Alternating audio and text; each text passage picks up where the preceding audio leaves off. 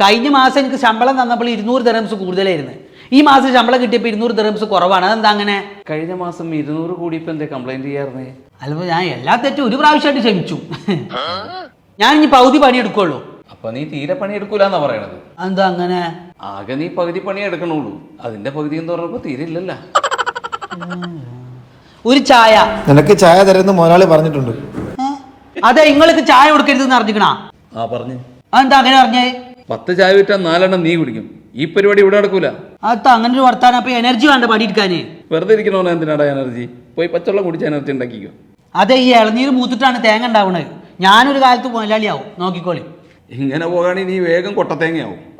പിന്നെ എനിക്കുള്ള ഫുഡ് മുന്നേ കാണാണ്ട് ഹാളിലെത്തിക്കാം. ഓക്കെ? അവനറിയരുത്. ഓക്കെ.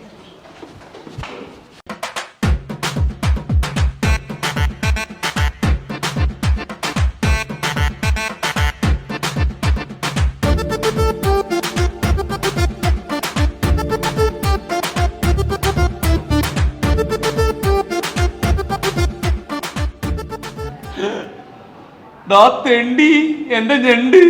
നിങ്ങളവിടെ വെയിറ്ററോട് പറയണേ ഞാൻ കേട്ടീന്ന്. ഇവിടെ വന്ന എത്ര ഞാൻ അടുത്ത് തന്ന്. അടിപൊളി. നാളെ മുതൽ നീ പണിക്ക് വരണ്ട. അപ്പൊ എന്റെ ശമ്പളോ?